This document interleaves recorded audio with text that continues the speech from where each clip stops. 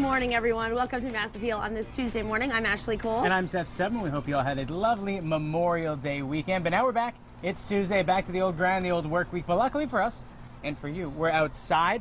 We're in the back here. We're 22 News Studios, and we're with Chef Bill because we're talking about ways that we can cut down on food waste. Ash, I don't know about you, but I'm putting out more and more bags of food waste these days, so we need to cut down, right? Yes, I mean, we did learn about composting a couple weeks back on the show, which is a good idea, but not everyone is able to do that, right? So it's Money Saving May, and we want you to save money. Oh, only a few more days left, though. That's so, true. Chef Bill, let's talk through these ways to cut down Sure. on food waste. The first one is make stock. So if you've got a chicken, you take all the meat, you eat all the meat off the chicken. What do you do with all the bones and everything else left over? Boil up the bones, throw in some carrots, some celery, some onions, and in just an hour and a half, you'll have a very nice stock, and it freezes well.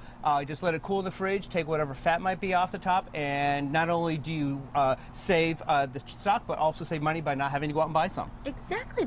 And everyone's Double got water, savings. right? Double savings. And Herb pesto. Herb pesto is great because a lot of people, you have those recipes out there and it says, you know, 1 tablespoon of this spice or herb, and you have to go buy a whole sleeve of it. So you can make pesto out of the rest of it. You can make pesto out of it. You've got cilantro, you've got basil, so many things. Also, herbs freeze well. Chop them up.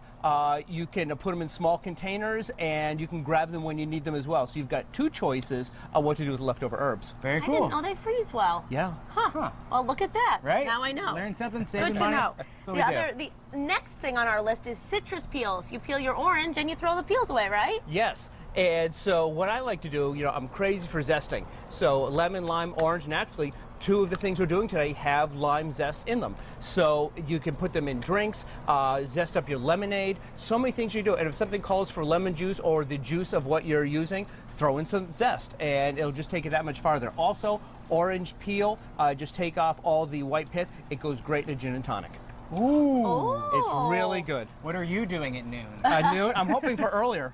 Sounds delicious. Oh, you could also put them, we read as well, in the bathtub, I guess. It makes it nice and zesty. Oh, well, you know, that'll get a If nice you need- aromatic tub. I've never taken a zesty bath. I but I'm haven't. sure So you're, zestfully clean. That's Yeah. it. In the all-natural way. You know, Of course. A lot of people, they have those overripe bananas. They have fruit that's going bad and they chuck it. But overripe bananas have multiple purposes. Overripe bananas are perfect for freezing. Peel them, put them in a bag. What I like to do is I like to either freeze them on a sheet pan first or certainly make them flat. 'Cause if you kind of jump them all together, if you just want to take out 1 or 2 for a smoothie or for banana bread, it's hard when you've got a clump. So if you line them up and freeze them, just pluck off 1 or 2, whatever your recipe is, and they are perfect. And since they're already overripe, you can have more of that banana flavor. So bananas are perfect for that. Never throw away a banana. Don't have to.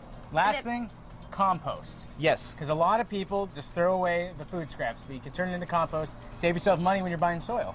Yes, not only that, but compost is anything that's not meat and not dairy can pretty much go into the compost. So you have a little bucket here, and outside, if you have a yard, you can have a composter. We actually have 3 because I create so much stuff.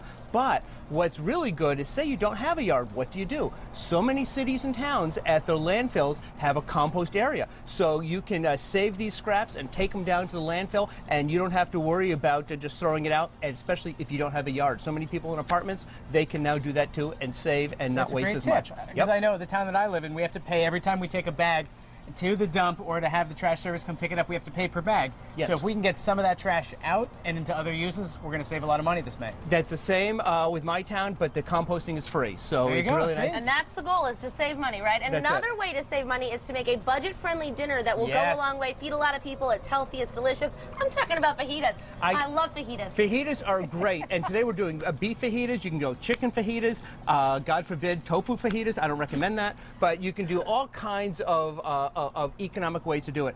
And today's fajitas, I'm going with a flank steak, skirt steak. There's so many different steaks you can do. London broil type of steak. You can feed, and this is a larger piece than is in the recipe. That's 2 pounds. You can easily get 6, 7, 8 servings out of that. So you start dividing $15 by 8, $2 just for the meat. You can have per person. You can have per person less than $4 for great fajitas. See, and if you're going to get it at a restaurant, you're paying $14 for those fajitas. Absolutely. So that's where you kind of get a sense of what food cost is, and you get the enjoyment of doing it at home, and you don't have to do it all at once at the last minute when you get home. You can pre-do some stuff? You can pre-do some stuff. Peppers and onions, which we'll be seeing at the end. I did those earlier.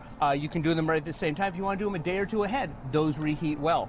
The steak itself, you can marinate it right when you get home, give it half an hour, or overnight, or before you go to work in the morning, toss it in, and so it'll be ready to go then. So there are a number of these things you can do, which will save you time, and everything else. The guacamole, which takes just moments. The sour cream things, just spread them on and throw them on. So it's a very fast meal to do. Yes, just got to plan ahead because there's Yes. a lot of elements to it. Now, what did you marinate that steak in? This one I've marinated with olive oil, lemon juice, so you've got the, instead of vinegar, so you've got the bite from that, and that helps also break down the meat a little bit. But for flavor, I've also got some chili powder in there, fresh garlic, a little bit of sugar, and there's so many ways you can do this. So you've got the sweet from the sugar, the bite from the lemon zest, just as we were saying earlier. Don't waste your lemons. That went in there. But say you don't have all those ingredients, if you have a salad dressing, Italian salad dressing is great as a fajita marinade.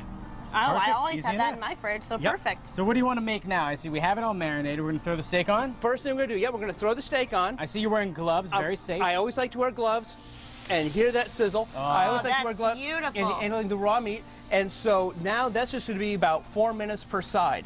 And you're thinking, geez, is that going to be really cooked through enough? When you look at the skirt steak and the hanger steak and the flank steak, the longer they cook, the tougher they get. So you'd think, gee, I like my meat usually a little more well done. If you do that, it's going to be rather chewy. So this is one of those things where you really want it more on the rarer side. So yes, 4 minutes per side, it is exactly what you want to do. So we can simonize the watches. Set our watches. And Ready to go. so, or what I also often do is I just set the kitchen timer because you can get so easily distracted, especially with kids or whatnot. So you might want, and especially even if you're out by the grill, if you're talking to somebody, you go, oops, it's been on too long. So that way you can really Be reminded. 4 minutes are up. 4 Flip minutes. that steak Yep, over. exactly. Now, Chef Bill, we're almost out of time. What are we going to do a little bit later in the show? Oh, well, I'm going to have the guacamole ready. I've got all the ingredients, the tomatoes, the garlic, again, more lime zest in there. I'm just going to break this up. And for the last half, we're going to show how to assemble fajitas, how Yeah. easy it is, and all the components that go into it. All right, let's get started with the guac right now. We have time, and frankly, the longer it simmers, right, the better it is, the longer it can marinate. Yes, that's true. And the way you're cutting that is Entirely wrong? well. I'm glad you still have both thumbs because although you can do TV with Here, one how would thumb, you do it? How would you do it? well, actually, on the cutting board, because it's so much more stable, and so then That's you true. cut in one side, and then you flip it around that way, and that way, you've got the instability in the air That's where you true. got it like that. So that way, because you always want to be safe I about like it. to live dangerously. Yeah, I yes. was scared the whole time. That's a rather large knife. It is. This is So- my slicing knife because my other knife is down below. So rather than reach down for that, I'm going to do this. But really, just carefully do that. Chop and turn? Yeah, give Well, it a turn. But now That's that, a but stubborn avocado. But I don't want to. Yes, it's putting up a fight. But you see, I want to give it a turn. That's beauty of live TV. And and there we go. There It you comes go. out. But you'll notice I wasn't putting a lot of force into it, just letting it drop. That's why it wasn't turning. I was just letting it drop, just the weight of the knife, so I wouldn't cut myself. And now we scoop these into here? Yes. All right. And these avocados, which I cleverly bought just yesterday because I didn't think to buy them a day or two before, they're just on the cusp of being firm. A lot of times you get avocados, they're hard as a rock. Let them sit for a few days. If you're in a bit of a hurry, put them in a brown paper bag, and it'll be fine for. They'll be fine in a day or so. And now we have this in there with tomatoes and garlic. Anything I'm missing? Chopped up tomatoes, garlic. See, lime zest, right? Lime Lime zest. zest is in there, and that's all I'm going to put in for the moment. And then we'll mash them up with the potato masher, and then just some salt, and just really just one shake of Tabasco to give it a little bit of a bite. Perfection. Hey, steak check. How are we doing on So, time? oh, with yeah, the steak? time. Steak I check. think we're getting close. I'll give it another moment, but let's take a look and see how Now, it's doing. I noticed that you didn't close the hood. Is that for TV purposes or because you don't have to? A little bit of each, because when you're cooking something quickly, you don't have to close the hood.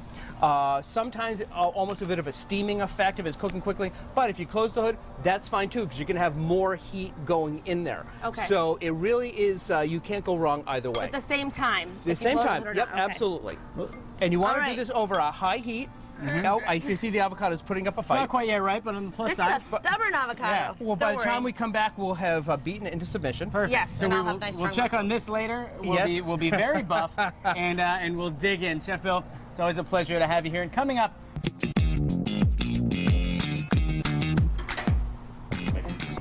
Welcome back to Mass Appeal. We are outside with Chef Bill. We're finishing up our steak fajitas. It's Money Saving May. This is a budget-friendly but delicious meal for your family. It really is, and I thought to mention earlier that you can get the steak on sale. This is on sale, but if you get it very much on sale and put it in your freezer, talk about saving things, because I was thinking 4 things can go in your freezer: ice cream, things that you buy on sale you want to cook later, or leftover foods that you don't want to eat straight away that you can freeze. So if you can organize your freezer that way, you can get that at an even better price. Great idea. Plan ahead and have it frozen. So now earlier in the show we're talking, this is a flank steak, right? Yes, it is. It's a great cut of steak, but I think a lot of people don't use it or they're afraid of it because of its size. Well, exactly. So you see I just cut it in half so we can have smaller pieces on the tortillas. But a lot of people are concerned about, do you have to have it raw, but it does work out much better that way. But also you can cut it down to any size you want. You even cut this into pieces to make it less chewy if you want to do it that way. But That's cooked to perfection, Bill. Oh, that happens every now and then. So I've got here some flour tortillas. You can use corn tortillas, which I've got there as well. And think about corn tortillas. If somebody's gluten-free, it's a great way to go as well. Now, can you put these on the grill? I just did. I was going to say, they're very warm. Let me demonstrate. And they are. Yeah, and like this? because that way, oh, geez. Like a Frisbee. You played Frisbee. And that's exactly it. And I actually put these directly on the grill.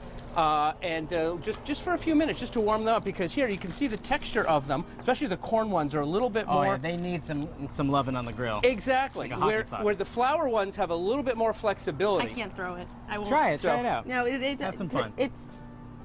Hey! Oh, you've done this before. I haven't. I'm just really good at it, I guess. So I spent the entire time mashing up the guacamole. Wow, it took you a while. I'm lying, actually, but it did match up just fine. So now comes the assembly time.